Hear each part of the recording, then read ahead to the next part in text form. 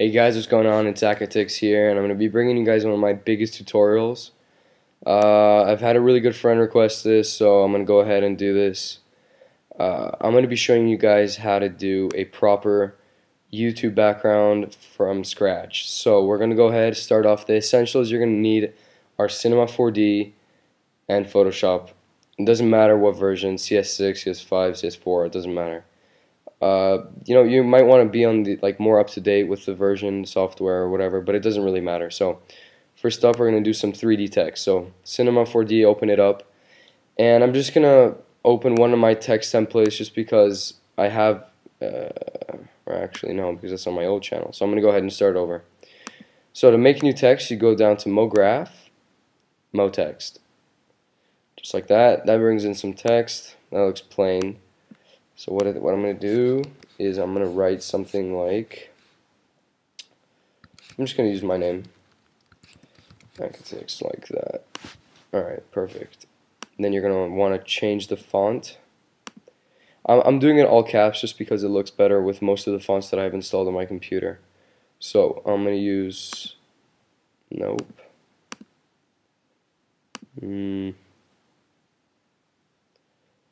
First world problem, not knowing what font you're going to use. I'm going to use Gothic Thin, or Gotham Thin, where is it?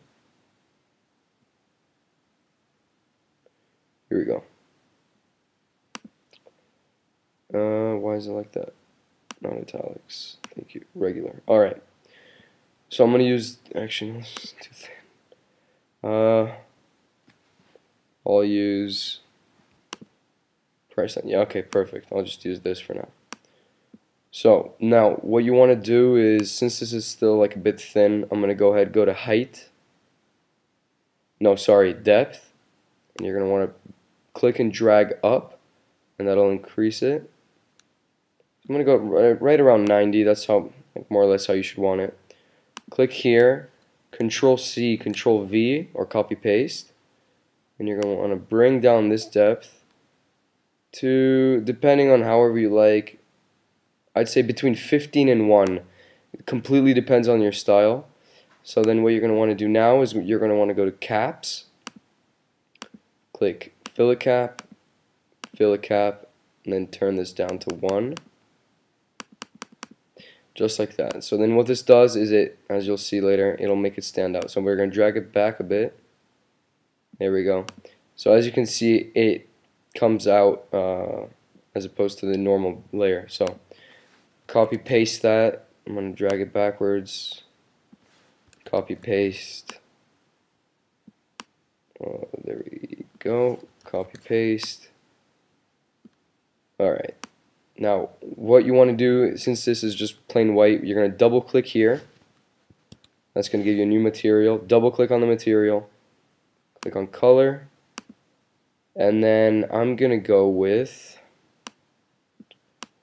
something purplish. Or no, I'm going to go with the black. Go to reflection, texture, Fresno. Like that. Specular, leave it as it is. Okay, leave everything else. I'm just going to go with basic materials just to make this quicker.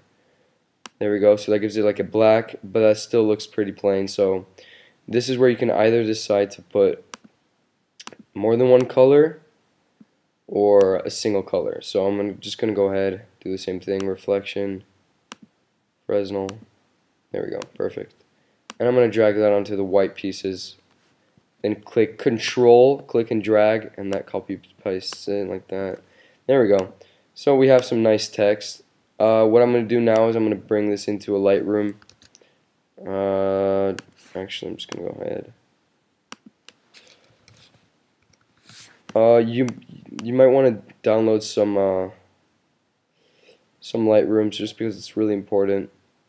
It makes your text, the quality so much better. So let's see if this opens. I guess not. Where is it? Nope. I'll just open something else. Most used. There we go. So we're going to want to put our text, bring it up to the side. Then we're going to delete this. because we don't need that. And there we go. Then to make a better quality text, you're going to want to go to render settings. It's going to be the third tab. Everything might not look like this just because I'm using a Mac. So just look for the third tab up here. Output, I'm going to bring that up to 1020, 24 and 768. Go to save, make it PNG alpha channel, right click, ambient occlusion, right click global illumination. Now you can either go like that, or you can just go to effect. There you go, just like that. So these two options, it's gonna make the text take longer to render, but it's really worth it just because of the quality. It's gonna end up with much nicer quality. So I'm just gonna render one part just to see what it's gonna look like. And let's see. There we go. So there's a nice shiny finish to it. I'm not liking the black though, so I'm gonna go ahead and bring in. I don't know. This looks like a bit shinier, a bit lighter. Just because later when we add color corrections, it's gonna be darker. So there we go. So I like this color. This looks nice. So I'm gonna go ahead and render this, and I'll be right back. Here we are, and this is the finished rendered text. So I'm going to go up here, File, Save As, make sure it's PNG, alpha channel, click OK, and I'm just going to put tut text. There we go. Now, this is where we go into Photoshop. I'm going to open up a non-partner, let's see, a non-partner template. There we go. They're like many different places. Just look up on YouTube 2012 YouTube template. So there we go. Now I'm going to bring in my text. Close this. Go to where you saved it, and I'm going to drag that in. Right click, and there you go. So this is a bit big though. You want to remember, never fill up all the space. You definitely want to bring that down. So hold shift. Oh yeah, by the way, to do that, you do Control T. That makes it movable and rotatable. So hold shift and click. That way it goes equally. If not, you can just go like that and it messes up the. So hold shift and click down. There we go. So that's a decent size. You want to have it more or less around that size. Now, this is where it comes down to what you have available to you. So I've made two different packs with images and color corrections that I've collected. So just use whatever you feel like is going to look best on your background. But I'm just going to go ahead and use pretty standard stocks. So I'm going to leave that open, but I'm also going to use, you can just tell by the amount of stuff I have. Some of the first things I used to use. So I'm just going to go and use this. First thing is first, color corrections. You absolutely need to use color corrections because it just makes everything look nicer. As you can see, that's just a preview, just so when I know what to use. So it's a really nice advantage, I would say. So I'm just going to go ahead and see what the color corrections make my text look like.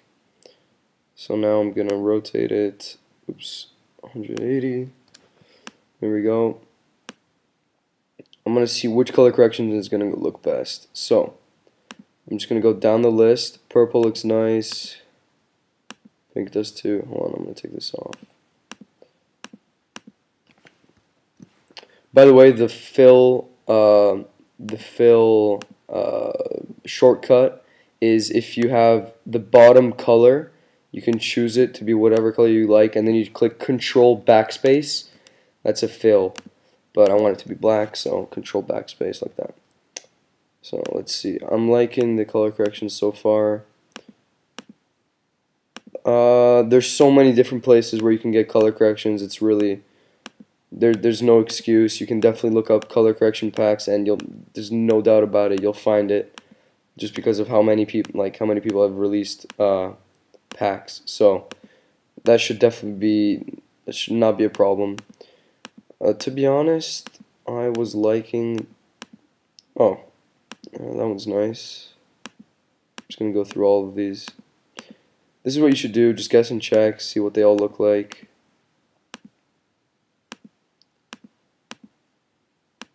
Alright, I think I'm gonna go with this one. Alright, so I like this. I'm gonna drag it into my tab over here, and I'm gonna let go. I'm gonna put it above my text, and there we go. So that applies the color correction. Now, one of my first styles was space, so I'm gonna go ahead and just use that.